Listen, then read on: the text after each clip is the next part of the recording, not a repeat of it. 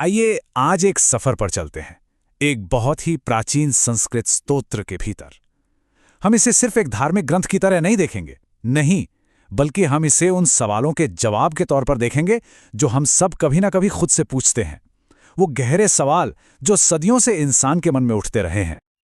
ये सवाल, ये तो हम सबकी जिंदगी का सवाल है ना? कि आखिर सारे दुखों से पार कैसे पाया जाए? वो कौन सी एक जगह है जहां मन को सच्ची शांति मिले? और यही एक सवाल उस कहानी की नींव रखता है जिसे आज हम समझने वाले हैं। जरा सोच कर देखिए उस माहौल को। महाभारत का भयानक युद्ध खत्म हो चुका है, चारों तरफ खामोशी है, और उस रणभूमि में बाणों की शैया पर लेटे हैं महान योद्धा भीष्म, अपनी मृत्यु की प्रतीक्षा कर रहे हैं। और ठीक उसी पल उनसे जिंदगी के सबसे बड़े रहस्य पूछे जा रहे हैं।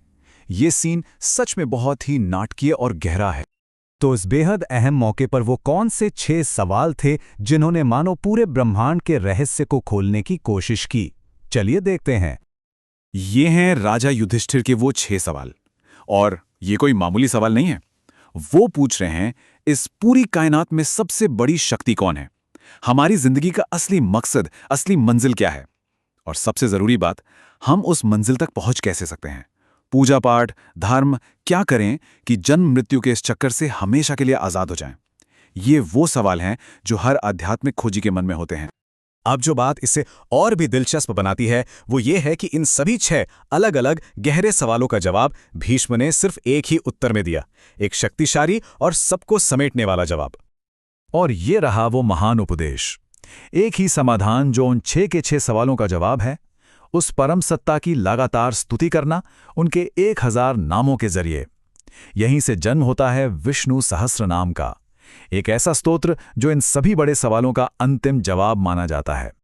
तो आखिर ये विष्णु सहस्त्र नाम है क्या? असल में ये महाभारत के अनुशासन पर्व से लिया गया एक पवित्र भजन है। इसमें भगवान विष्णु के 1000 नाम हैं, और जैसा कि हम आगे देखेंगे, ये सिर्फ नाम नहीं है, ये तो उनके अनगिनत गुणों का, उनकी शक्तियों का पूरा ब्यौरा है। तो चलिए अब इन नामों के रहस्यों को थोड़ा और करीब से समझते हैं। ये सिर्फ पुकारने के लिए शब्द नहीं है। आप ऐसा सोच सकते हैं कि हर एक नाम उस अनंत शक्ति के एक अलग पहलू पर रोशनी डालता है। ठीक वैसे ही जैसे एक हीरे का हर पहलू रोशनी को एक अलग ही अंदाज में बिखेरता है। तो यहाँ सबसे जरूरी बात यह है कि हर एक नाम एक काम, एक गुण, एक कॉस्मिक शक्ति को दिखाता है। ये नाम हमें सिर्फ रटने के लिए नहीं दिए गए हैं, बल्कि समझने और महसूस करने के लिए दिए गए हैं। जब हम इन्हें समझते हैं, तब हमें उस परम सत्ता की विशालता की एक हल्की सी झलक मिलनी शुरू होती है। इन नामों को कुछ मुख्य श्रेणियों में बांटा जा सकता है। कुछ नाम उनके कॉस्मिक काम के बारे में बताते हैं, जैसे विश्वम, मतलब वो जो खुद ही पूरा ब्रह्मांड है। कुछ नाम समय के अलग अलग पहलुओं को दिखाते हैं, जैसे भूतकृत, यानी जो अतीत को बनाते हैं। कुछ ज्ञान से जुड़े हैं, जैसे वेद्य है, यानी वो जिन्हें जाना जा सकता है। और हाँ, कई नाम राम और कृष्ण जैसे उनके मशहूर अवतारों से भी जुड़े हैं, जो हमें उनकी लीलाओं की याद दिलाते हैं। और ये उपमा, ये एनालॉजी इसे बहुत खूबसूरती से समझाती है। अगर परम सत्य एक बहुत बड़ा हीरा है, तो हर नाम उस हीरे के एक अलग पहलू को रोशन करने वाली रोशनी की किरण है। एक नाम शायद शांति को रोशन करे, दूसरा शक्ति को, लेकिन ये सब मिलकर उसी एक परम सत्य की चमक को दिखाते हैं। ये एक में अनेक और अनेक में एक होने का सिद्धांत है। अच्छा, तो अब हम इन नामों की गहराई को थोड़ा बहुत समझ गए हैं। तो अगला सवाल ये उठता है कि इसका अभ्यास कैसे किया जाए। ये स्तोत्र सिर्फ फिलॉसफी नहीं है, ये एक प्रैक्टिकल रास्ता भी दिखाता है। यहाँ पर हमारी परंपरा हमें 2 रास्ते दिखाती है। पहला रास्ता है पूरे समर्पण के साथ एक साधना की तरह सभी 1000 नामों का पाठ करना। लेकिन परंपरा एक सरल उपाय भी देती है, एक ऐसा रास्ता जो उन लोगों के लिए है जिनके पास शायद उतना वक्त नहीं है, पर वो चाहते हैं कि उन्हें भी वही आध्यात्मिक फायदा मिले। ये सवाल सिर्फ हमारे मन में ही नहीं आता। ये सवाल तो खुद देवी पार्वती ने भगवान शिव से पूछा था। एक बहुत ही स्वाभाविक सवाल कि क्या कोई छोटा रास्ता है जो उतना ही असरदार हो। और यहां आता है वो मशहूर लघु उपाय, या कह लीजिए शॉर्टकट। भगवान शिव का जवाब बहुत साफ और गहरा है, सिर्फ एक नाम, राम। कहते हैं कि इस एक नाम में ही उन सभी 1000 नामों की पूरी शक्ति और सार समाया हुआ है।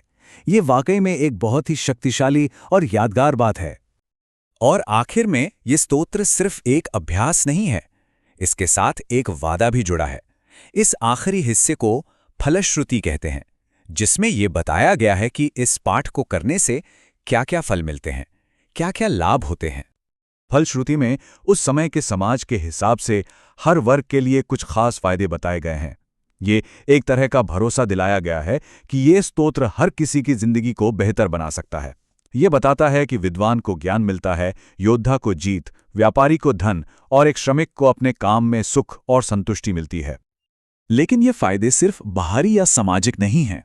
सबसे जरूरी फायदे तो हमारे अंदर होते हैं, व्यक्तिगत और आध्यात्मिक।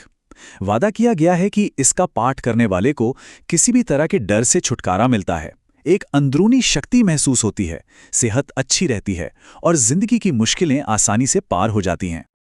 पर इन सभी फायदों से भी बढ़कर जो आखिरी और सबसे बड़ा वादा है, वो पूरी तरह से आध्यात्मिक है।